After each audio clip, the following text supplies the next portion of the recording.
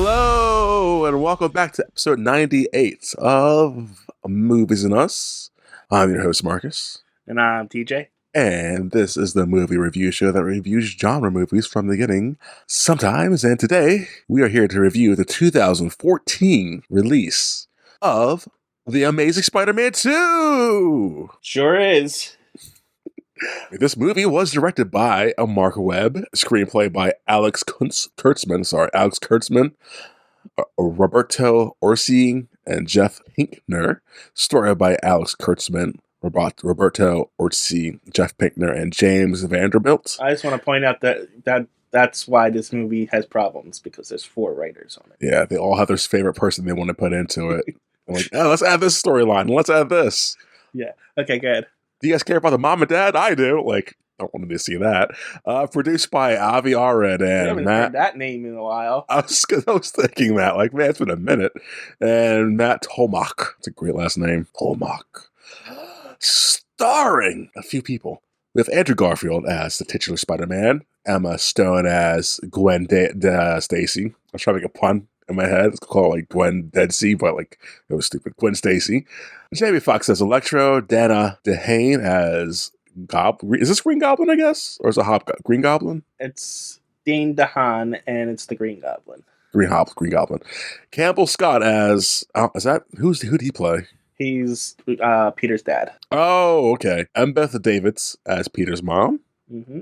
Okay. Colm Ferrari as bad businessman, number 1. Yeah, generic villain for some reason, number 1 in this. Yeah. Paul Giamatti as the Rhino. Sally Field as Aunt May. And to you, TJ. Felicity Jones as Felicia Hardy. Martin Sakis? Yeah. As Ashley Kefka. I'm actually not sure who that is, Ashley Kefka. I didn't even pick up on that casting in there. Oh, he's the mad scientist. Okay. Oh. Yeah. BJ Novak as Alistair Smythe, who was another person that I'm not sure. There's a lot of hinting at other characters in this. Yeah. That I didn't pick up on because I'm not that deep into Spider-Man lore. Yeah. Carrie Coleman, Charlie DePew, Skylar Gisondo, and Jacob Rodier reprised their roles in the first film as the Stacys. Oh, okay. Chris Cooper plays Norman Osborn. Dennis Leary is a ghost. Is he more like a revenant? Nah. No, he's a ghost. Nah, definitely a ghost, yeah. Stan Lee's there for some reason. You sound like a big fan of Stan Lee, you know that? I'm not a big fan of Stan Lee. I know he's revered and stuff, but I think he's a thief. I think you're a fan. I think you're just hating to hate. I think he's a thief and stole credit and got fame, too much fame when other writers got none of it, but whatever. That's my opinion. It's usually how it is, though, right? Michael Massai.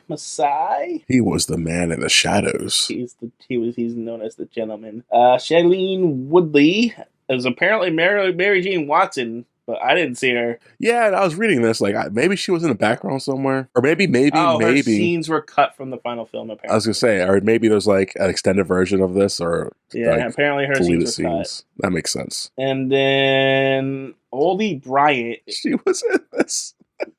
She was dressed as the Statue of Liberty.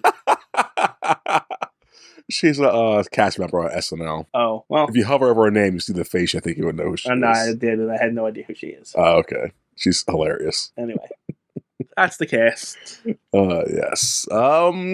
This movie, which was released in 2014, has a runtime of 142 minutes. That's 2 hours and 21 minutes too long. This movie is a mess, and it is too long. Yeah, I'll say this up front. This movie has a lot of faults, and it's long. But weirdly, it was still entertaining enough for me. I was going to say, I actually came out really liking this movie. Yeah, it's like, this movie is clearly flawed in a lot of ways, but... I thought we were going to be arguing over this movie. No. Because I really like this movie. So do I. And I know it's a bad movie.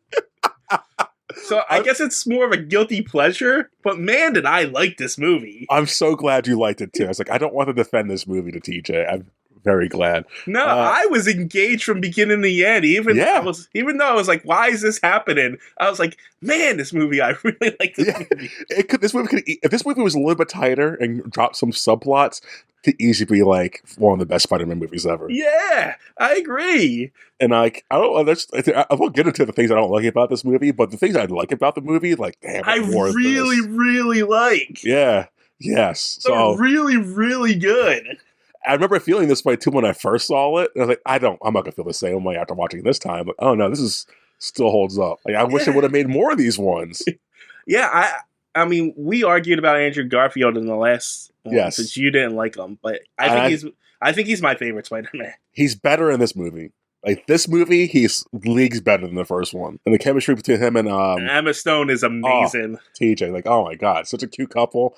I forgot. I was like, I forgot she dies later when it does happen. Like, oh no, Yeah, god damn it, really, no. Like I'll talk about it when we get into it, but like, I wish this movie was a completely different movie, and I'll explain what I really want from this movie. Okay, I'll probably end up agreeing with you because I wanted this to end kind of like how we'll get to it. Yeah. Anyways, box office for this movie was budgeted around $200-300 million, give or take. I got 255.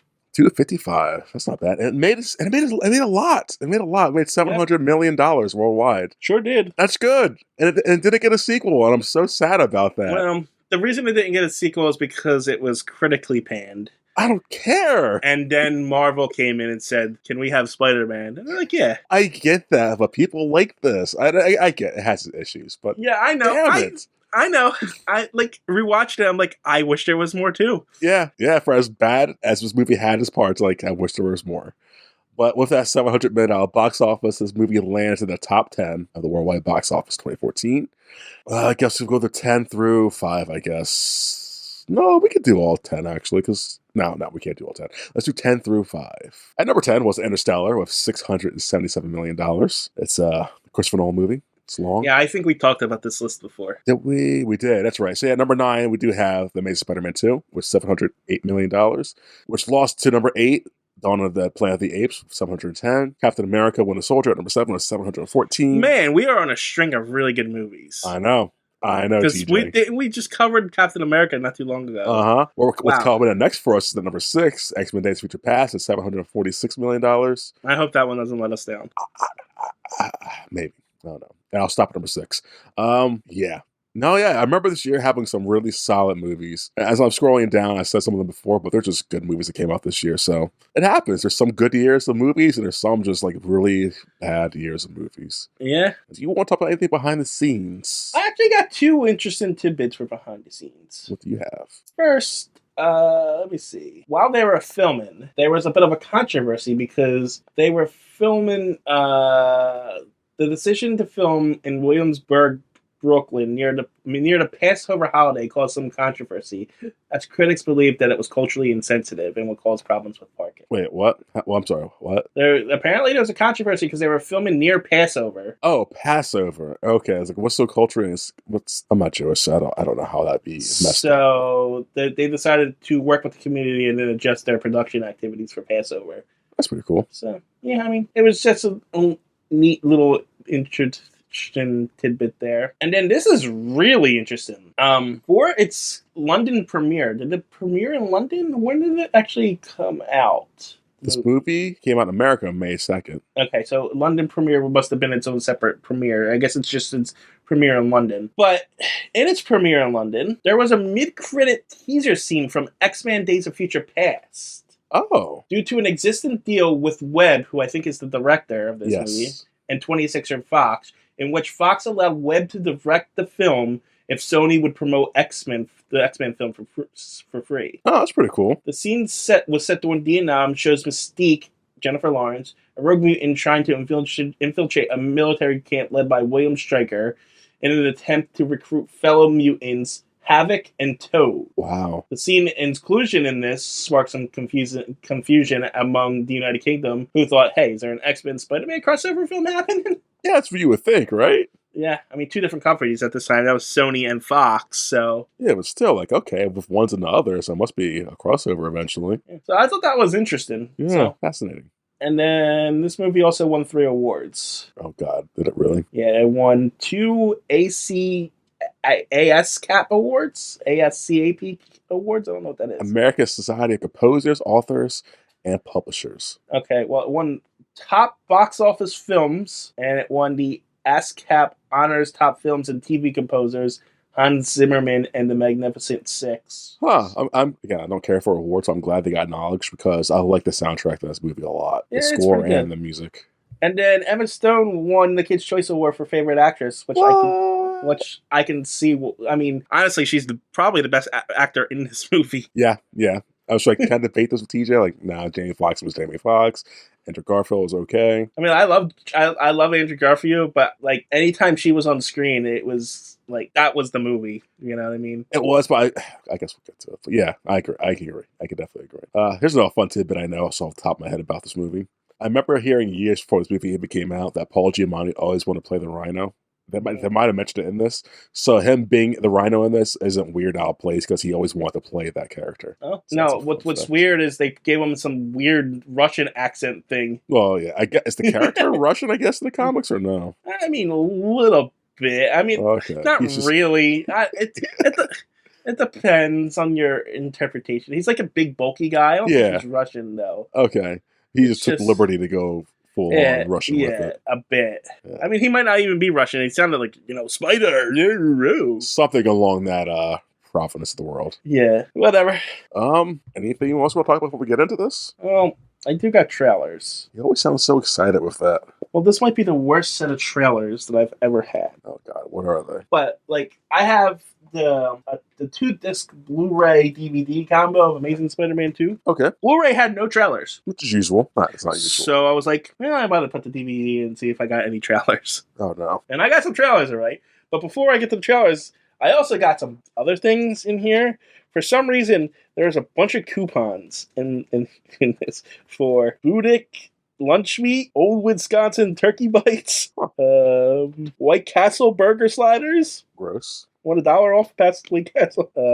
Are they still good? Did they expire yet? I don't see an expiration date. Hey, that's what I'm talking about. Oh yeah, they did. There Wow. it is. They expired in 2015. Wow.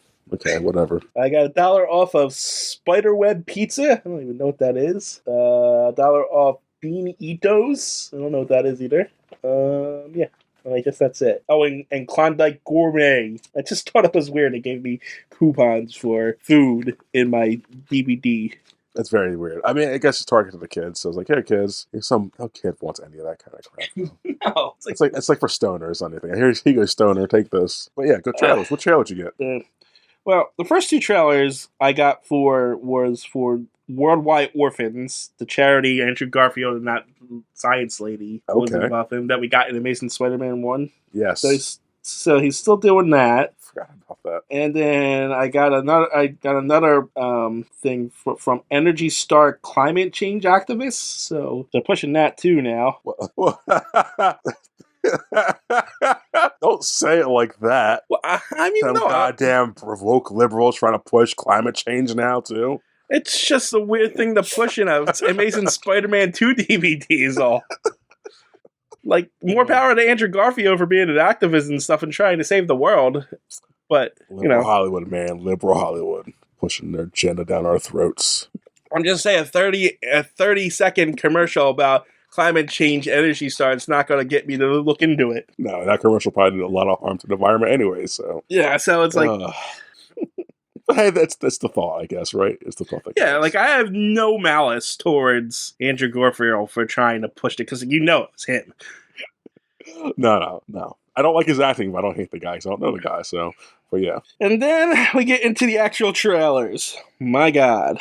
The first one, and the best trailer that I got, was for the Annie remake. Oh, Jamie Foxx and the little black girl. Yeah. It looks sad to see the movie, but the trailer always like kind of intrigued me. Oh, isn't that Cameron Diaz in that too? As the Yes. foster lady, yeah. Yes. I don't know. There's this might come off as a little. This guy. It feels a little sacrilegious to remake something like that. Oh my God! Why? Because is it a race thing, or just because they shouldn't remake that? No, it feels like because of its classic nature, because of how old it is, because of how in the pop culture zeitgeist Annie is. Really? It'd be like remaking Casablanca. They talked about it. They're still talking about it. You know what I mean, though? it just feels kind of sacrilegious a bit to like no one's remade the original Wizard of Oz the way that Wizard of Oz movie was. You know what I mean? No one's they've adapted it different ways and stuff like that, but they never went and tried to straight up remake it because it's a classic and it holds up on its own. See, for me, I never found Annie as like a pinnacle in cinema. It's popular as like because it's Annie, but it's like it's a musical. So like if they ever remade it, which they did, I never once thought differently of it. Now Casablanca, that is such a like time and true like don't touch this. You're gonna f it up if you But touch it again. I'm not saying like a pinnacle of cinema, but just like in its classic nature, if that makes any sense. Well, it's from that era. So It almost feel like I almost feel like that once the generation that grew up with that movie has passed on, you shouldn't remake it anymore. Really? You know what I mean? Because it feels like a cash grab and it feels cheap. Well, of course, yes and yes, obviously. That's first and foremost the obvious thing. That's why it's being made. Like, I understand why people who grew up with those movies would want to remake that movie and really get into that stuff because they grew up with it. There is. But the generations past, it feels almost cold. You know what I mean? Well, because it is just like, who is this for? Unless it's a truly timeless story to tell, who is that for? Unless they gotta change a lot of the things about to update it for modern times. Right, but like you say, like A Christmas Carol is a timeless classic that's been remade and remade and remade. But it makes sense. This makes sense because it's like Annie's not timeless in that like it could be told like that. It's an orphan girl. You know what I mean? Well, I think it's because I don't know if it started off as a play or as a movie, but it's because it's got that stage play kind of vibes that people who like stage plays will always want to see a different iteration of that movie or a new iteration of it. Yeah, but like this is the only time I've ever seen anything remade on Annie. Maybe I'm wrong. Like there are probably adaptations, but like a straight remake, you know what I mean? I don't know much about Annie, so I couldn't tell you. Let's look it up. I have no idea. Like I could be completely offbeat here. It just felt dirty to me, if that makes sense. That's fair. No, I think it's like I think you're right. It's the only one I've seen is that in the 1982 one. Oh my god, I don't think I've seen the 82. Did you know Tim Curry's in that one? I didn't even know there was a 1982 Annie. See, and I guess I don't know what the original Annie would be. 1940s, I want to say. Mm-hmm. There's a 99. There's a 2014. There's an 82. There is. I think the original one was 82. No way. Nope. And Annie's a 1982 American musical comedy drama film based on the 1977 Broadway musical. So it's based on a musical. So. Oh wow! I thought it was a lot older than that. It feels older, right? Because it's something like. All right, maybe I'm just off base here. I thought it was like a black and white thing. So did I. You probably think of Shirley Temple. It's kind of the same vein. Oh, that's probably what I am thinking of. Well, I take back the whole sacrilege thing then because I literally thought it was a 40s remake. You know what I mean? No, I guess you're thinking of Shirley Temple. I was thinking of Shirley Temple. Lollipop. Wait, I don't know crackers and my. Can't say that because I'll probably get sued. Yeah, I definitely thought it was Shirley Temple. Anyway. Yeah. So what other trailers did you get besides Black Annie? AKA Blend. When the Game Stands Tall. When the Game Stands Tall. I never heard of that. What's that about? It looks like a Lifetime movie, if I'm being honest with you. But I guess it's a full-fledged movie about, I guess it's a high school Texas team that won 152 games straight and then lost, and then there's all kinds of drama and stuff about it in it and stuff. Sounds fun. It looked like a Lifetime movie, I'm not gonna lie. It looked bad. Got Michael Chiklis in it, Jim Caviezel, Laura Dern. Oh, Laura Dern's in it. Oh, it's got a big heavy Clancy Brown. What? It looked like it was overly dramatic, so it might be Oscar bait. It looks like it. Jesse T. Usher is A-Train and The Voice. That's all the faces I look like I know. But yeah, wow. It looks like a very that kind of movie. What else you got, TJ? Think Like a Man 2. TOO. Is that the Chris Rock? I think it's Kevin Hart. It is Kevin Hart. It's like it looked garbage. It was like someone's getting married and the bachelorettes and the bachelors are kind of competing for having a better time. It looked stupid. It looked like Hangover, a ripoff of Hangover, honestly. Only like not as blatant. I'm not just in the same vein. I'm not a fan of his movies, so I got nothing to say on this. It looked like garbage. Yeah. And then I got Mom's Night Out. Oh, that's a crazy mom's doing bad mom thing kind of thing? No. No. Apparently, a bunch of moms decide they're going to go out and leave the dads with the kids, and then hijinks ensue because, the dads are stupid and they can't take care of the kids without the moms, and the moms are it was very sexist looking. I hate those movies so much. But like Isn't it everything weird when goes to dad how, takes care of the kids. This is like dads don't do that. like, the moms go out and then she finds one of the moms finds one of their husbands like out at dinner and left one of the kids with some stranger, and now the kid's lost, and then other kids are going to the hospital because dad got hurt because the mom's not there to take care of everything. See what happens when they don't go out? Garbage. This was the most garbage list of trailers I've ever seen. See how they treat this good movie? They just give it all the trash attention. Not fair. Ugh. And then they got something called Appleseed Alpha. I never heard of that. Mostly because it's a 3D animated movie. Oh, God. Also look like garbage. It's like two mercenaries in like a war-torn city, and then of course there's some kid they have to save, and the kid's like this big deal and stuff, and it looked really bad. It's a sequel. Oh, makes sense. Yeah. It was also made by one of the studios that did one of the Gotham Knights animated things. So okay. The first one's rated R, TJ. okay. Just let you know that. But just look at the two main characters. The guy's dressed in all this heavy armor and stuff, and then the girl's got a boob window for some reason. Well, this is Asian. It looks like Japanese. Yeah, well, it probably is. So yeah, that's why it looks like it's that little, like but it looks American, the animation style. Oh, there's a 98 one, or 88. Wow, it's one from the 88. Well, do you have on this, Laura TJ? Thanks. I'm sorry. It should be. I mean, it looked terrible. I mean, it looks like the most garbage anime-ish kind of Americanized anime you can do. You might like it, though. Who knows? You might like the story of it.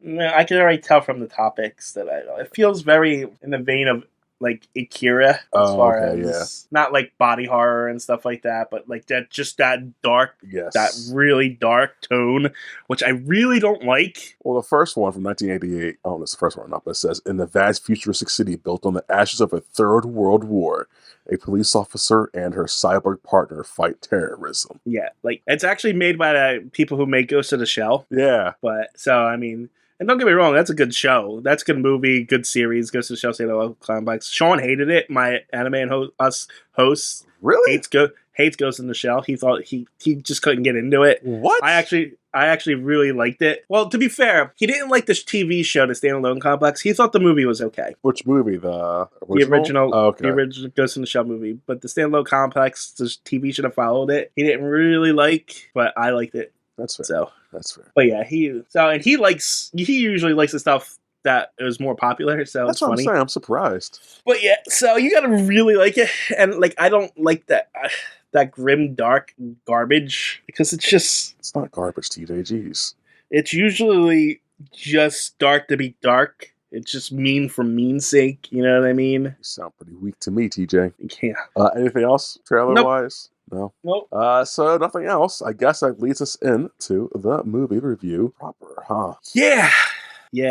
Good luck trying to cover this in any coherent kind of way. There isn't no coherent way. So I would, because there's no real act structure in this movie. I was taking notes like, how do I break this down? Like, I like the movie, but like, how do I break this mess down?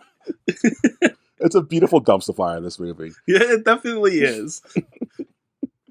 So in the first 5 minutes, we get a storyline of, hey guys, you care about Peter's dad? No, but we're going to tell you his backstory anyways. And why is this here? Didn't we go through this in the last movie? Right? I'm going to get the whole Peter's dad and mom thing out the way now from beginning to end. I don't care about it. I think it's pointless. I think they should get rid of it and we'll save us 15 minutes of the movie. It's a holdover from the last movie. Peter's still figuring out stuff from his dad's briefcase. It's like, how many things are we going to find in his dad's briefcase already? Apparently, we find enough stuff to warrant a secret subway lab in the subways that come out of the ground for Peter to do research. Whatever. That's the lunacy of this movie. So Peter's dad works for Oscorp. Yes. And he's on the run from Oscorp because apparently he put his DNA into the Oscorp spiders that help look for a cure for Norman Osborn's which means the only person who can become Spider-Man is someone of the Parker line. Yes, which is cool. I like that. I don't mind that. Whatever. It makes sense of why it works. Sure. Yeah, I mean, it's comic books. Yeah, exactly. So Peter's dad's on the run from that. Ends up in the beginning of the movie, him and Peter's dad and Peter's mom, they die in a plane crash trying to keep the secret and all that shit. Well, they're attacked on the plane. Yes, I'm sorry. They're attacked because of Osborn sending so many Right. people. Because if hunting them down. you remember the scene, Peter's dad's the one that caused the plane to crash. Which is really stupid because he could have easily shot the guy in the face and like survived. But let me just shoot Yeah. a hole in a window. Well, and I guess cause the pilot was said it was already going down. But like, the guy had a parachute on. He was the only survivor. He could take the parachute the guy, or try to like make the plane work. I don't know. Like, you didn't have to sabotage it that bad. If there was like 4 more of these movies, he would still be alive. That's true because we don't see the dead body. That's Yeah. very true. But lo and behold, he dies because it's the last movie. And so yeah. You know what? Another interesting tidbit was that I read in the back thing that I just remembered. Yeah. Apparently they had planned sequels for it. Yeah, like one with Venom and the other one was the Sinister Six. Yeah. But one of the ideas was a revived Gwen Stacy as Carnage. If they would have gone straight horror of that one, that would have been really fun. I think that's what I read. I could be wrong though. That'd be interesting. You look into it. But yeah, so that's Peter's dad's storyline in this movie. Hey son, I helped with the creation of the Spider formula to help Norman cure himself and his genetic disease, because Norman Osborn and his family have a genetic disease that turns into Green Goblins for some reason. That's a thing. And Here it goes. Following the 2014 Sony Pictures hack, this is where apparently that happened. Yeah. I didn't know about that, but Emma Stone was revealed to be in talks to return as a resurrected Gwen Stacy in the 2017 female-led film and The Amazing Spider-Man 4 as the antagonist Carnage. Well, I'm glad that didn't happen. That sounds bad. That sounds really bad. That's exactly what I just said to you. You said it was good. No, because now that this, like you said, 2014 female-led, like they're just trying to do that in like the wrong way. Because if it was generic for whatever, sure, but they're like, let's make it females. Let's bring her back from like, okay, now you're just making a bad version of this. No, there was a female-led film and The Amazing Spider-Man 4 as the antagonist Carnage. So The Amazing Spider-Man 4, she was going to be the antagonist Carnage, and she's supposed to be in another female-led Carnage movie. Okay. I thought you said a female-led film that she's going to be the villain in. Okay, gotcha. Yeah, no. Okay. That's kind of cool. That's still whatever. But yeah, so that was interesting. Anyway, I'm sorry. Go ahead. No, you're fine. So yeah, that's the Peter Parker's dad and mom story arc in the movie. I'm getting out the way now because they kind of handled it in this movie very badly. Like, oh yeah, we forgot about this. Let's talk about this for a little bit. They forget about it. Yeah, I mean, it's like Peter's crying again over his dead parents. Peter falls back into things he resolved in the last film. Yeah. It's like, all right, for instance, him and Gwen Stacy, he was like, I'm going to be with you. And then in this film, I can't be with you. And then at the end of this film, I can be with you again. It's like, did we just do this the last movie? Yeah, it's stupid. So it has issues. But so after the dad thing, we start with Peter Parker as Spider-Man going through the city to save an Oscorp truck that's hijacked by the Rhino. Because his truck he's not the Rhino yet. He's savage. Something savage, right? Russian Paul Giamatti. Arr. He is... Ooh, that's a name. Alexei? That's it. Savage. Something. Satevich? I guess the Rhino is Russian, then. Something. So that character is hijacking an Oscorp truck that has uranium on it. And so it was a big chase scene in the beginning. Peter saves the day. During his saving, Peter runs into the Max something. The Max? Max. Jamie Foxx's character. Max. Oh, jeez. You said the Max. I was like, and there is an MTV character called the Max, and that's all I could think about. No, Peter Parker saves Max from getting pummeled by a vehicle during his car chase. He tells Max, hey, you're a friend, we need you. Being a good superhero. It's like, hey. And I like this about this movie. It shows Peter Parker interacting with civilians in New York very wow, he's a good superhero. He's just being Spider-Man. The movie's fun. Yeah. It's like, wow, I want more of this. I actually kind of like Spider-Man right now. This is weird for Marcus. So here's the thing. Yeah. This Electro is not Electro. You want to get into this now, or you want to? Yeah, let's get this out of the way. So, okay, why is this not the Electro? Well, first of all, Electro was never in any incarnation this bumbling, obsessive Spider-Man nerd. So, just wanting to be seen. They created that for this story. His design's actually based on the Ultimate Marvel Universe. Okay. Not the original Marvel Universe. So that's also I guess it looks cooler. That's why they went with it. But like this whole Amazing Spider-Man's kind of more ultimate anyway. So, but yeah, but like he's kind of lame, this Electro, because like he gets his powers from eels. That's like lazy storytelling. It's stupid Like storytelling. demon eels that talk to him in his mind, and it's like, what? What are you talking about? Yeah, it's like, okay. I don't know. It's just Electro is a mess in this movie, and maybe if they just focused on him as the villain, it could have worked. But because the tension was so divided, it's just he just did not work. That I agree with that. Like they had to add the Osborn thing, so that Harry going through his green Goblin thing for 5 minutes. Like I'm gonna bring this up now too. Why are the Osborns even in this? They don't need to be in this. They do not need to be in this. They are completely superfluous to the story. They really knew what they knew they wanted to kill Gwen Stacy, so they knew they needed to have the Green Goblin in it. Or they could have done it with Electro. They could have seriously in this movie to tighten it up, got rid of the Osborns and gotten rid of this parent story arc. They could have gone more Rhino if you wanted to, but they can mainly focus on Electro for all I care. Yeah, I get you saying that, but you know for a fact if they had the Electro kill Gwen Stacy, it'd be like, that's not how it happened. So they would get so much flack. As long as they do it really well and emotionally, what this movie did it pretty much, I think him killing Electro or killing Gwen Stacy would have been fine. It would have been fine, but I think they just wanted to avoid the comic lash out, and I get that, but if you're gonna do it, like they had 4 writers, and one of them said, "I want the Green Goblin in it." That's fine, but if you want to follow that story arc, put him more in the movie. Don't put him make him the antagonist. Yeah, and why is Harry Osborn, and why did they just kill off Norman Osborn? Yeah, why? That's not a thing either. Exactly, like. He doesn't get killed from some random disease that the Osborns just suddenly have that turns him into Goblin. Which I don't mind them doing this, but it's just how they execute it. So like, well, like the diseases don't turn you into goblins. No, it doesn't. But like again, I'm not trying like them rewriting the story for the Spider-Man thing, whatever. It's how they problem is how they executed it. It's like we need to have Harry be in this. But here's the thing: the best like comic book stories adaptions are those that take from the story arcs from various story arcs and combine them together to make a solid cohesive movie, because those story arcs already work. Yeah, you know what I mean? I agree. When you add your stupid inputs like we need this in here, and that's when everything starts to fall apart. Yes, I agree.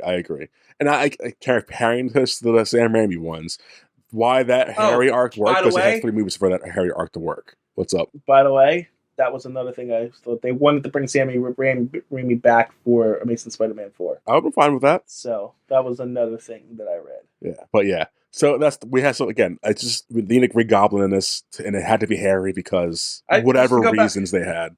Right. Just to go back to that, I keep talking about Amazing Spider-Man 4. I cannot find any mentions about Amazing Spider-Man 3.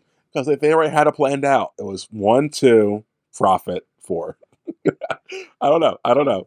Apparently, the only thing I can find about Amazing Spider-Man 3 is supposed to include Chris Cooper returning as Norman Osborn somehow after he just died, and Peter recovering from Gwen's death. That was it. That's the only thing that I've known of. I have more information on Spider-Man 4 than I do in Spider-Man 3. Probably Sinister Six shit. But anyways, back to the movie. Gwen Stacy's Peter's in a rush to go back to his graduation, high school graduation. Gwen Stacy's valedictorian. She's smart, guys. She's to give a speech.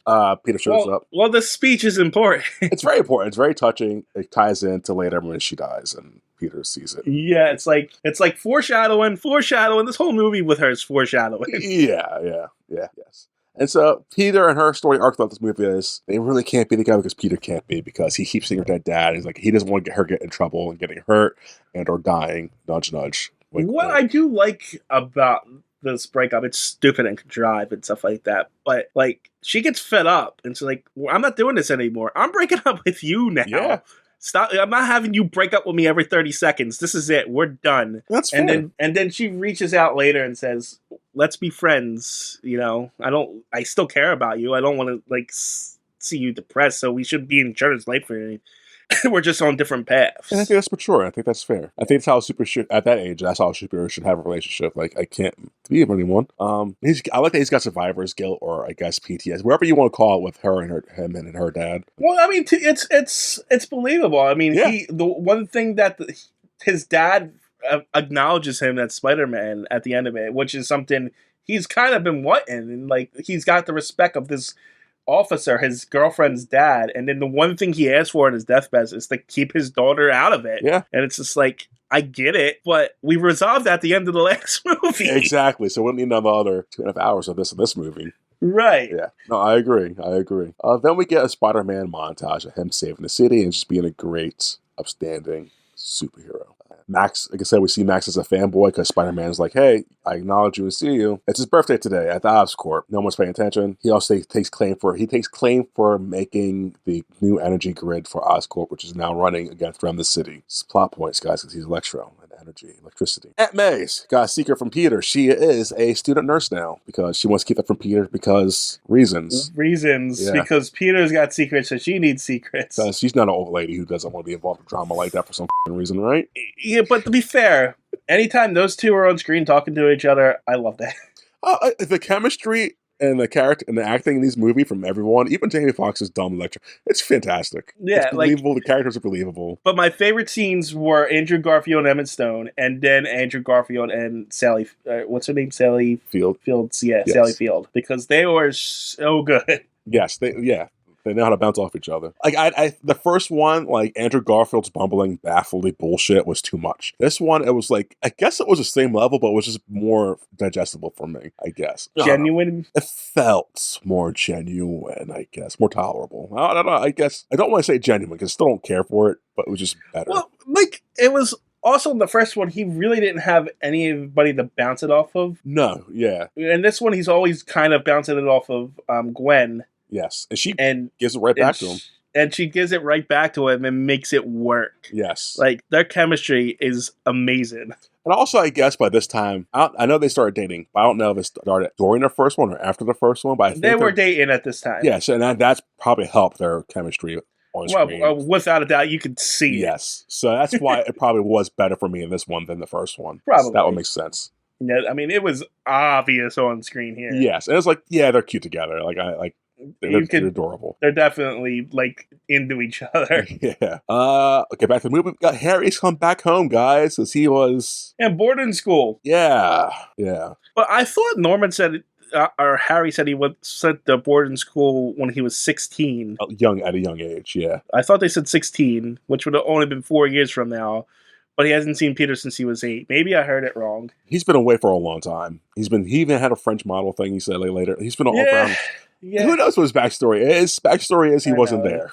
He's superfluous to this Exactly. story. He's just here to kill Gwen. Exactly. So yeah, his backstory was, I'm gone, I'm here, Dad's dead because of the goblin disease. I have the empire now. I'm a dick to you guys. You know what? And instead of focusing on him just going into this descent here, for some reason we have to have another antagonist for Harry. Yes. Like, who's the antagonist for Harry? Oh yeah. Yeah. It's like, why do we have everybody no, it's just focus on Harry doing Harry stuff. Oh, and also Harry makes what's her name? Oh, Felicity Jones' character, Felicia. Felicia Hardy, his assistant. Yeah. Felicia Hardy is the Black Cat in Spider-Man series. Another superhero.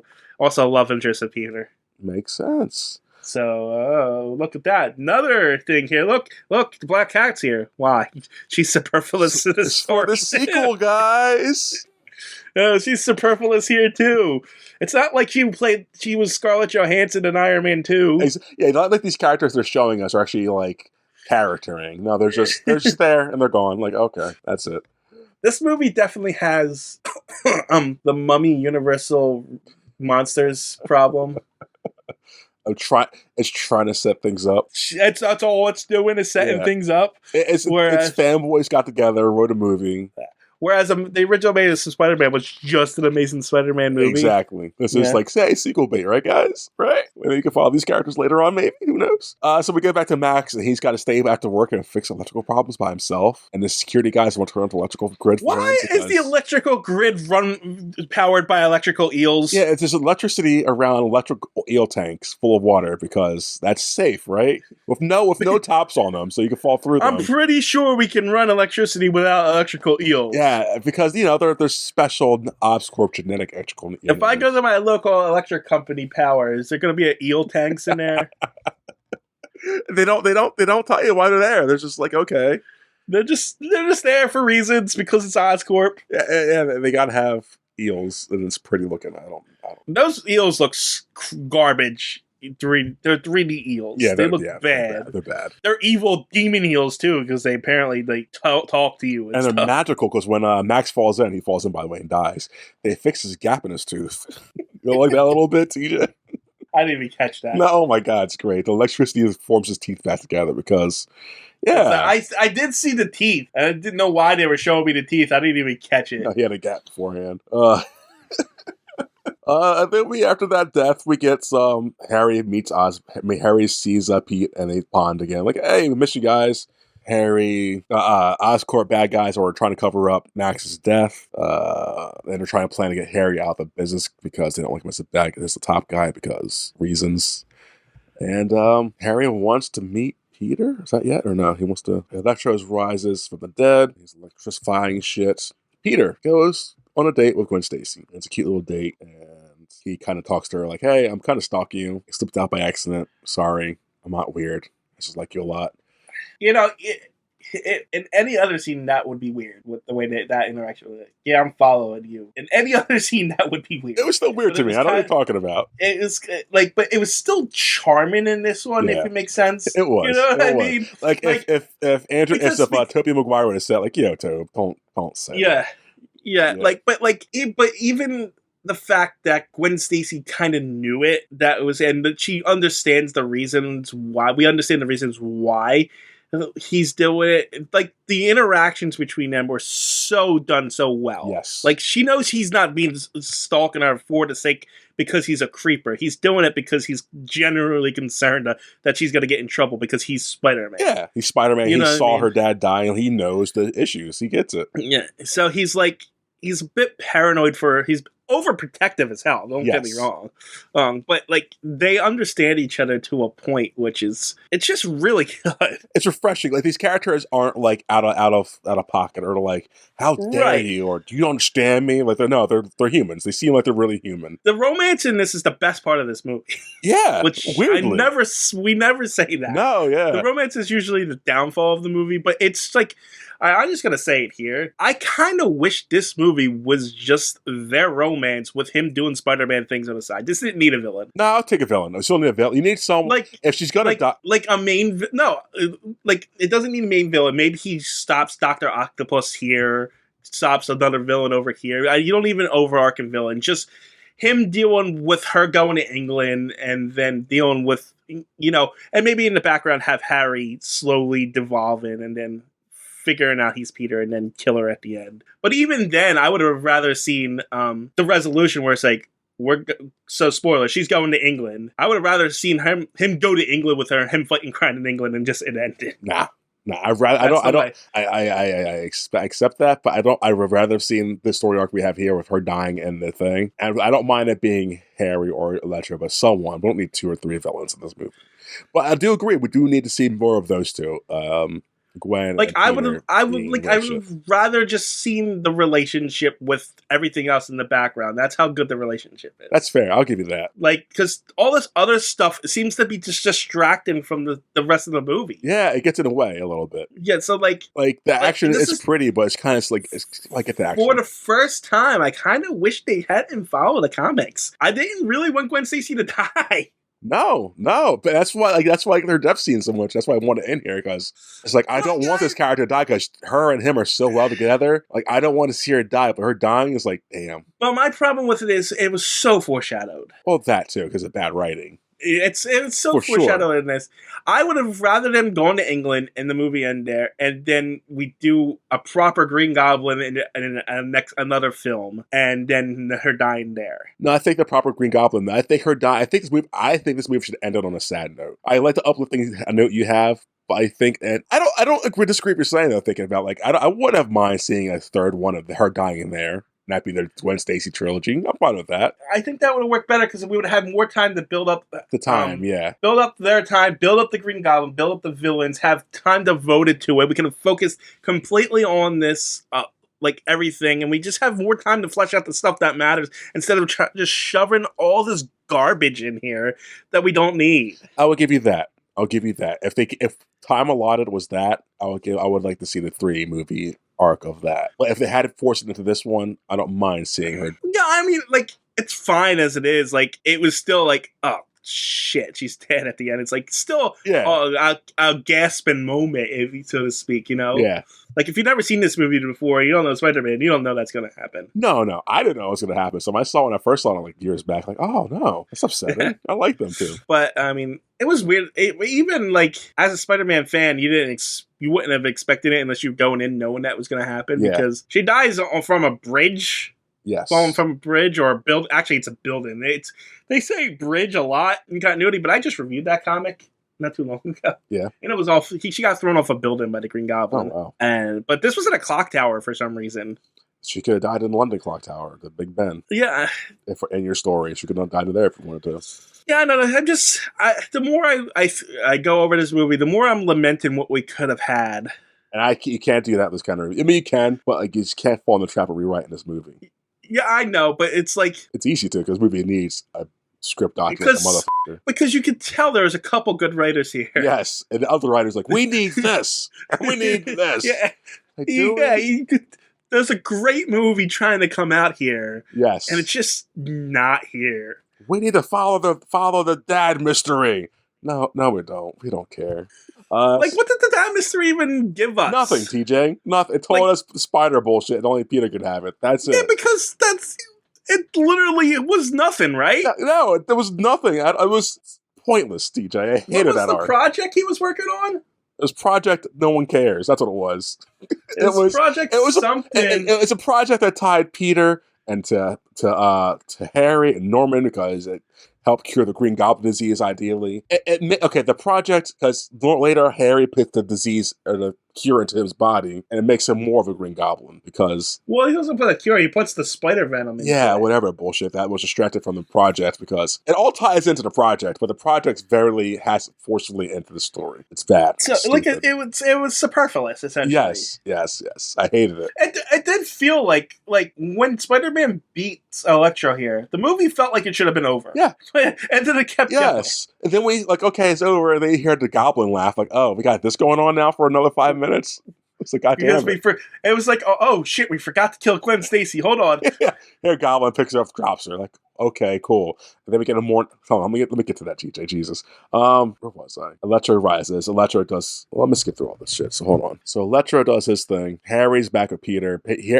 Initially, Harry wants Peter to show Harry where Spider-Man's at so he can get the cure, what we just talked about. Electro comes in the scene, attacks Central Times Square. Peter saves the day. Peter gets electrified. Gwen tells him later in the movie, magnify yourself because I'm smart. Magnify helps deflect electricity.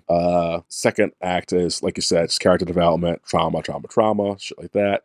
Third act, we can talk about it, I guess. It's just Electro taking over the power grid and Harry getting injected and setting up the next 7 movies that they're not going to make. Yeah, sadly. Like you said, there is multiple endings in this movie. Electro dies. That should be where the movie ends. You know what else bothered me? What's up? Harry's motivation for attacking Peter. It's dumb. It's like, you took away my hope. No, he said he didn't want to give you your blood because it was going to do something bad to you. And look, it did something bad to you. It amplified your Green Goblin disease in this one movie, even though your dad had it for 50 years or so. And so now he's going to kill Peter. Gwen Stacy because of reasons? Because he lost his whatever. Like, no, what, bro? No, it's stupid. It's forced contrived. Like, why are we doing this? I mean, in the comic, it wasn't much better. I mean... But if you have 4 writers on this, you do make it better. Like, at least in that one, it was Norman Osborn who had lost his memory because Peter Parker did something, I don't know. And then he remembered everything. So he went after Peter and found Gwen. He's like, "Ooh, it's Peter's girlfriend. I'm going to take her and throw her and kidnap her. And then I'll throw her off the roof later." It makes more sense. It's basic, but it's there. Yeah. No, this is bad. Yeah, Gwen dies from getting dropped. Peter almost saves her, but her head hits the floor. So that's the... She didn't hit the floor. Her head hits it. Her head smacks against the floor. It looks like that, but that's not really what happened. I know it's supposed to be like a snap in the neck or whatever, right? Yeah, Peter. It's because of Peter's web that breaks her spines and kills her. In this movie, clearly as her head hit the thing, you could hear it. You could hear it do the thud. It looks like that, but it's I know. You're going off the comic. I'm going off the movie. In the movie, her head hit the out of that floor, and she died that way. But I'm just saying, if that was the case, there would be blood. No, not necessarily. It's a PG-13 movie, TJ. No, if you won't go with realism, there'd be no goddamn Spider-Man or no goddamn Goblin. You know this. But if we're going for realism, there'd be no Spider-Man or Goblin. No, I'm just saying, though, it makes more sense that it was her spine because there would be blood if it was her head smashing the ground. No, I agree with that, but it was clearly her head hitting the ground. It looked like it. I'm not going to disagree with you. It did look like it, but I don't think that's what it was. I think exactly what it was. No, because of the way it snapped. You could hear it. You could hear her head do the thud sound. I think the thud sound was supposed to be her, the web tensing and her back breaking. Nah, I'm saying her head hit a thing. That's all I'm saying. It's not what happened, but not in the comics. Yes, I know. No, it's not what happened in the movie. That's exactly what happened in the movie. No, it's not. Yes. No. Yes. I just told you what happened. Yeah, her head hit a thing, no. and her brain got concussed, and she died. No.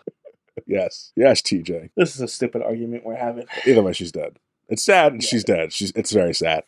Yeah. It's sad. And Green Goblin. It's still a good moment. What's up? It's a good moment. Yeah. You need to watch No Way Home. I don't care, girl. Such a good moment. I don't give a fuck. Such a good. I don't care about this movie.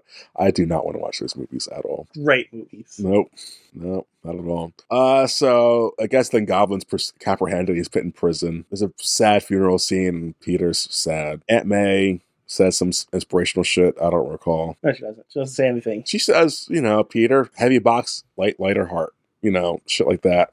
Does she? Some bullshit about Uncle Ben's box. Oh, but she doesn't say that at the funeral. No. It's like when they're back at their place, cleaning his depressing house. And then he hears Gwen Stacy's speech, which inspires him to get back to become a superhero. He goes to fight the Rhino and cliffhanger because the Rhino has a mech suit now because he's part of the Sinister Six. By the way, is that a mid credit or no? No, but it's like there was no mid credit. Okay, so mid credit scene was that Days of Future Past thing that they cut for all the other things. Okay, so the teaser for this movie before the credits is the man in black goes to the gentleman. The gentleman goes to Harry in prison and they talk. And the exposition to tell us, hey, Sinister Six coming, guys. We have Vulture, Rhino, Doc Ock coming, nudge, wink, and some other people. And, we do, just not in this series. Well, yeah, I guess you're true, huh? That's factual. It's funny. And so, yeah, that's Spider-Man 2. Amazing Spider-Man 2. Surprisingly really good. Really good. Soundtrack was good. The visuals were good. Really good mess. Acting, yeah, like I said, it's a beautiful dumpster fire. But it does have its faults, for sure. Oh, yeah, it's not a good movie, but it's a fun movie. Yeah, despite being 2.5 hours, I was, not upset about it. No, I enjoyed. I came out of it wow, I was really enjoying that movie. It made me laugh at points. Yep. I was upset at other points. Yeah. No, it made me run the gamut of emotions. Yeah, it was really, really good. Intentional laughs, unintentional laughs, tears. Yeah. What would you rate this mess? I mean, objectively, it's not good. No. So, at best, objectively, I can only give it a 5. Yes. But on a personal level, I'd probably give it a 6. I fully agree. I think the best I could do is a 5 for this movie. Yeah, objectively, this is not a great movie. Honestly, probably objectively, it might be a 4. I think the bad and the good way out to make it an okay movie. Yeah. Maybe a 4 because it's 2.5 hours, but that's even then. I mean, but if you really found someone who hated this movie, who went through it and nitpicked the shit out of it, I can see them ended up at a 4. Oh, yeah. I'm I get it. Or 3. I get it. Whatever you feel about this movie, I would totally understand. Yeah, because it's not good. It's not a good movie. No. So I can totally see people giving it garbage reviews. Yeah, Amazing Spider-Man's right in the middle, man. Anything else, TJ? No. We're going to continue this string of good movies, though. Yeah, can't wait for next week.